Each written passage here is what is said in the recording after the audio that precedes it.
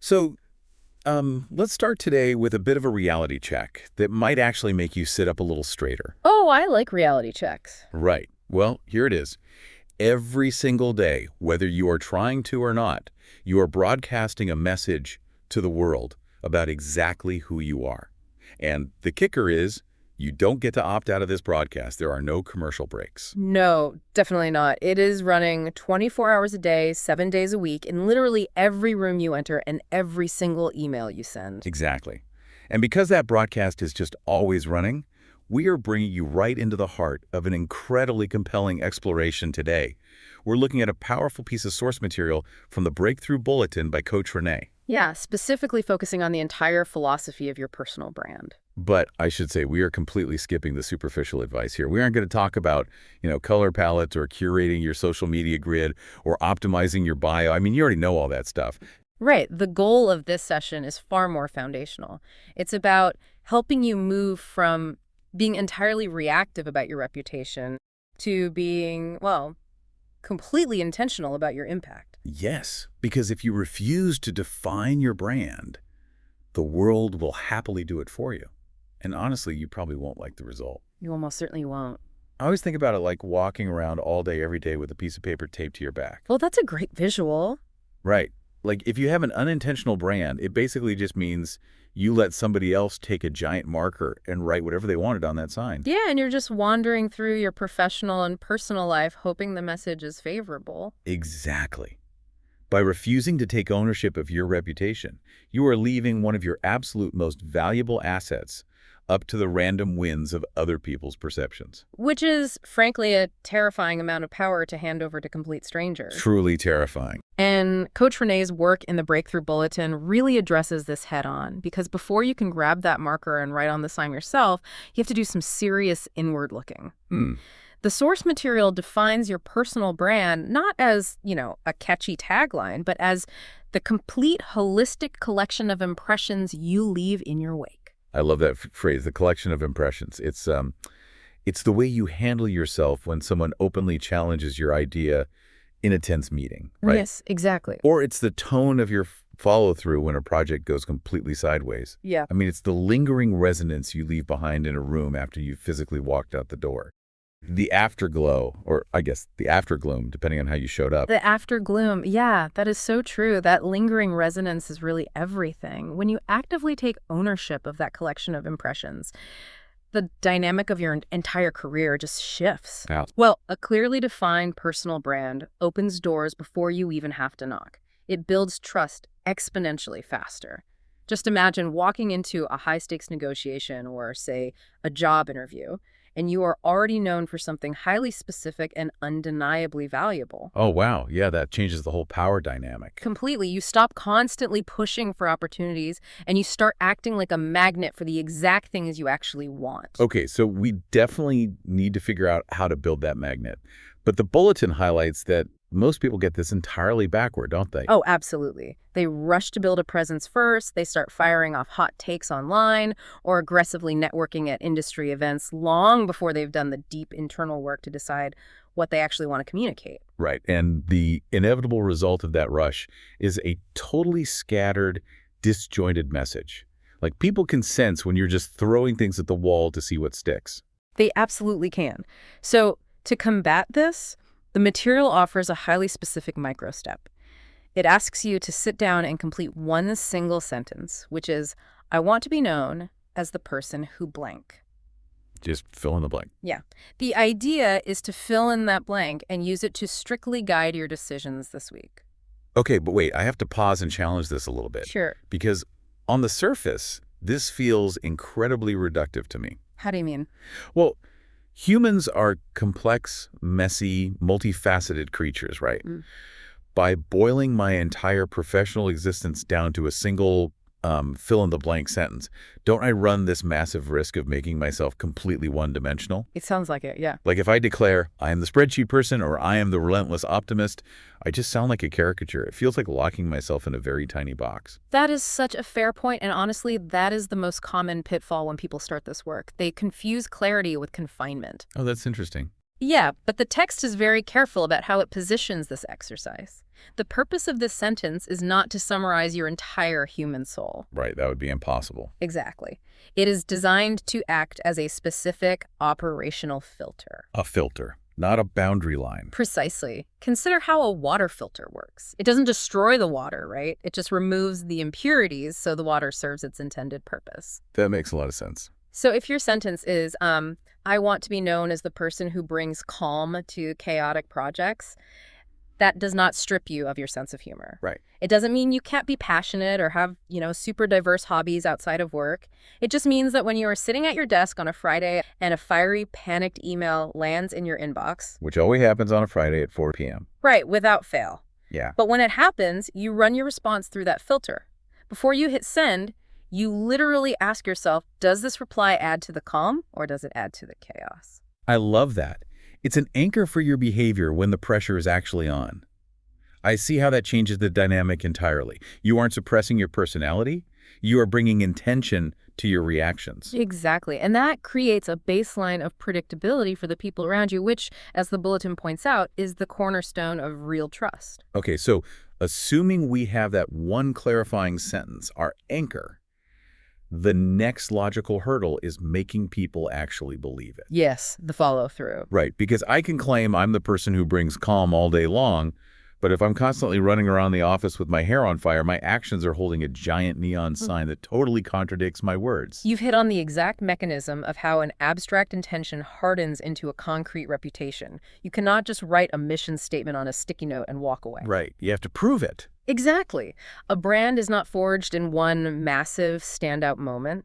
It is built through the slow, deliberate accumulation of ordinary moments where your words and your actions perfectly align over and over again. I sort of think of this process like compound interest in a bank account. Oh, I like that analogy. Yeah, like a solid, trusted reputation isn't about hitting the lottery with one viral LinkedIn post or delivering one flawless keynote speech. It is really about the daily penny drops. The penny drops, yes. It's those tiny, seemingly insignificant interactions. Sending the deliverable exactly when you promised it, or, offering a respectful disagreement instead of a defensive remark, or just keeping a confidential secret. Day after day, those pennies drop into the account. And eventually the interest compounds. Exactly, and you become incredibly rich in trust. And conversely, every single time your actions contradict your stated filter, you are making a massive withdrawal from that account. Oh, that's a great point. You can drain the account pretty quickly. You really can. Yeah. So to help you measure exactly where your trust balance currently stands, the source material provides this really fascinating introspective exercise. The brand audit, right? Yes. It's a 5-step brand audit, and it is specifically designed to strip away your own illusions about how you are actually perceived. I think we should walk through the mechanics of this audit because the theory is great, but the application is where the actual growth happens for you. For sure. Let's do it. So step one seems simple enough.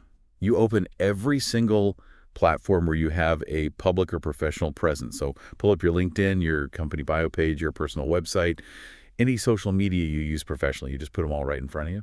Right, that's the easy part. But step 2 requires a level of brutal honesty that most people, frankly, try to avoid. Uh-oh. Yeah, you are supposed to look at those profiles and write down the first 3 words a total complete stranger would use to describe you, based only on the artifacts they see on the screen. Wait, how is that actually possible? It's tough. I mean, we are inherently biased observers of our own lives. Yeah. I know my own intentions. So if I wrote a rushed to blunt email or posted a sort of terse comment, I know I was just having a bad day. I can't really unknow my own context to view myself as a total stranger. You really have to deliberately divorce yourself from your intent here and look strictly at the data. Okay, but how? Well, one way to do this is to ignore the overarching narrative you believe about yourself and look only at the recurring themes. So read your last 10 public interactions or posts as if you were auditing a competitor. Oh, wow. Yeah. Ask yourself, what is the actual tone? Is it complaining? Is it boastful? Is it deeply analytical? If someone only had these 10 artifacts to judge your entire personality, what 3 adjectives would they literally be forced to choose? That requires you to stop judging yourself by your intentions and start judging yourself purely by your impact. Exactly. That is deeply uncomfortable, but obviously incredibly necessary. You extract those 3 objective words from the data. Then you move right into step 3. You compare those 3 reality-based words to the 3 words you actually want to be associated with. The ones you picked earlier. Right. The text mentions identifying the exact 3 words you want your name to evoke when it's spoken in rooms you aren't even in. So you are basically measuring the gap between the accidental brand you've accumulated by default and the intentional brand you actually want to design. Precisely. Which leads to step 4, which is the purge. The purge. I like the sound of that. You go back through those platforms and physically circle or highlight anything that feels outdated, inconsistent, or just disconnected from the intentional brand. Like what? Give me an example. Well, maybe it's an old job description that highlights skills you really no longer want to use. Or maybe it's a series of cynical posts that don't reflect the solutions-oriented person you are trying to be today. Okay, yeah, that makes sense. Which brings us to the auction phase, step 5. You choose one specific update to make this week to close that gap, right? Don't try to overhaul your entire life in one afternoon. Just pick one thing to start aligning the reality with your goal. Make one solid deposit into the trust account. It's such a brilliant exercise because it really forces you to confront the marker you've allowed other people to use on the sign tape to your back. It does. But let's take this a step further, because aligning your actions with your message assumes your message is actually yours to begin with. Oh, that's a very good point. The danger here is looking at an industry leader, doing an audit of their brand, and simply carbon copying their tone and style. People do it all the time. They do. Yeah.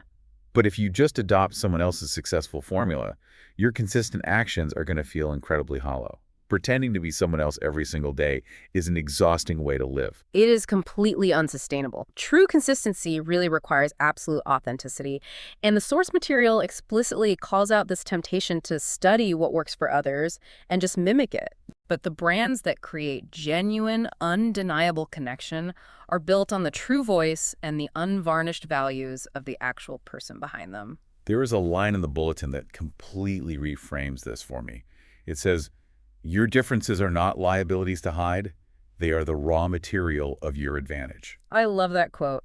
It changes the entire paradigm of how we view our non-traditional backgrounds or our unique quirks. Absolutely. To put this into practice, the text actually offers a pretty heavy journaling prompt.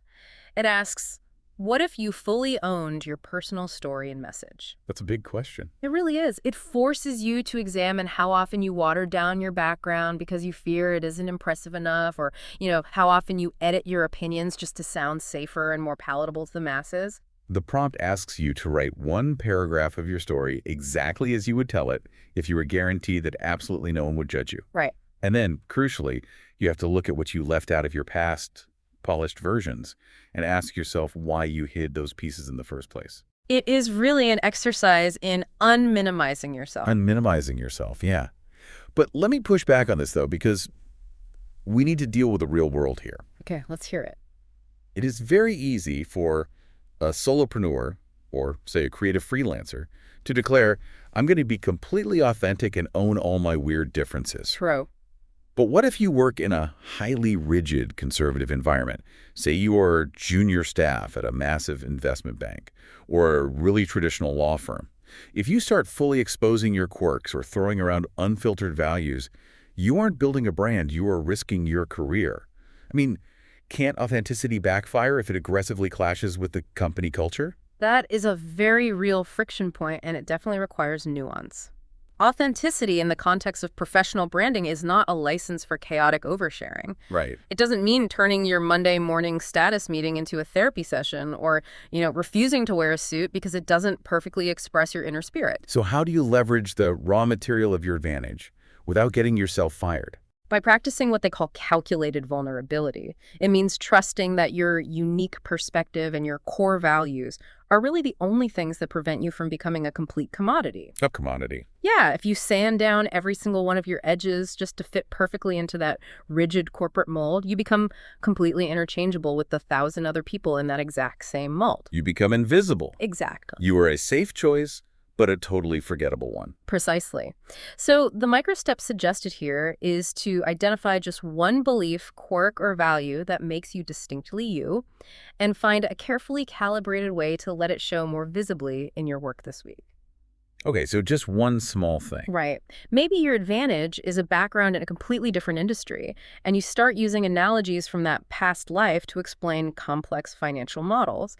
You aren't rebelling against the culture, you are just bringing your specific humanity into the room. You are taking the marker back and writing something distinct on the sign. It's about being a dimensional human being rather than just a corporate drone. And when you bring that dimensionality into the room, it creates real, genuine connection, which is really the only engine that drives lasting impact. This builds perfectly to the final overarching layer of the entire philosophy today. We have the authentic message. We have the consistent daily penny drops backing it up. But the element that makes a personal brand truly unforgettable transcends the literal details of what you actually say or do. Yeah, the entire framework hinges on this realization. It's encapsulated perfectly in a quote from Maya Angelou included in the text, which is, "Your brand isn't just what you say, it's how you make people feel." It's how you make people feel. Wow, that just stops you in your tracks. It really does. Think about how much time we spend obsessing over the literal words. We agonize over the bullet points on our resumes. We draft and redraft our emails just to get the tone perfectly polished. We spend hours trying to make our bios sound impressive and authoritative. We all do it. But a brand built purely on impressive words and meticulous polish is incredibly fragile. But why is it so fragile? Like, if I have the absolute best resume in the stack, shouldn't that be enough? Because the text notes a pretty harsh truth. Impressive words are forgotten the very second someone else walks into the room who is a little bit louder or whose presentation has slightly better graphics. Oh, man. Yeah, words fade from memory almost instantly, but feelings are sticky. They adhere to the human brain. People will remember the psychological state you put them in long after they have completely forgotten the data points on your slides. That is such a striking shift in perspective. We treat our brands like they live on our screens or on our business cards or in the Google search results. But this implies that our personal brand doesn't actually exist in the digital world at all. No, it doesn't. It lives locally in the nervous systems of the people we interact with. It lives in their nervous systems. That is a really profound way to conceptualize it. Building your brand is ultimately a biological and psychological endeavor. Right. It is a measurement of how you make people feel seen, valued, and understood when they are sharing space with you. The source material offers a great reflection prompt to test this theory right now. So think of the last person who left an incredibly strong, positive impression on you. Try to remember the exact sentences they said to you. You probably can't. You really can't. But focus on the feeling. Did they make you feel heard? Did they make you feel energized and capable? Or did they lower your blood pressure and make you feel calmer? And the follow-up question is the real challenge here.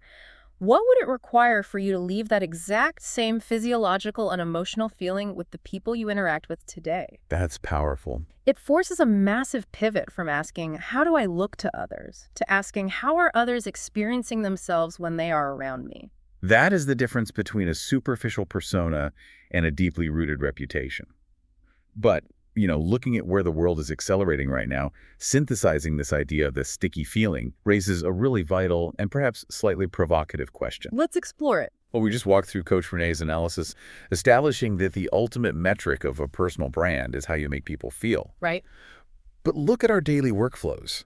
We are currently living through an absolute explosion of AI and automated communication. Oh, for sure. We are using algorithms to draft our difficult emails. We use AI to smooth out our bios, to generate our responses, to, optimize our resumes so they pass through digital filters. We are constantly chasing maximum efficiency and flawless polish. It is the ultimate sanding down of the edges we talked about earlier. Exactly. So if a real enduring brand relies on transmitting a feeling, if it relies on authenticity and the raw material of your unique humanity, how does outsourcing our communication to a machine affect our ability to create that bond? That's a great question. In our relentless rush to be efficient, perfectly polished, and flawlessly articulate through AI, are we slowly, accidentally automating our personal brands into total nothingness? Are we stripping away the exact quirks, the slight imperfections, and the unique rhythms of speech that actually make people feel connected to our nervous systems? That is a heavy, completely necessary thought to sit with. I mean, if you use an algorithm to completely sanitize your communication, sure, you might sound perfectly professional, and you might save 10 minutes a day. Right. But you have sacrificed the raw material of your advantage. You have successfully outsourced the feeling, which means you have effectively handed the marker over to a machine to write whatever it wants on the sign taped to your back. It really makes you wonder what the long-term cost of that efficiency really is. I mean, the next time you are tempted to hit auto-reply or ask an AI to rewrite your thoughts to sound more professional, you might want to pause and ask if you are trading away your actual brand just for convenience. You have to retain ownership of the marker. Always. Well, that gives all of us quite a bit to chew on as we head back into our inboxes and our meetings today. Thank you so much for joining us for this in-depth exploration of Coach Renee's Breakthrough Bulletin. We hope you are walking away from this discussion feeling truly equipped to step out of the reactive zone, pick up the marker, and step into a place of absolute, unapologetic intention with your own reputation. Start dropping those pennies. Exactly. And if you want more opportunities for personal growth and deep explorations just like this one, we warmly invite you to subscribe to the show. You can find all the subscribe links conveniently located in the caption right below this audio player. Until next time, remember, don't leave your reputation to chance. Own your story.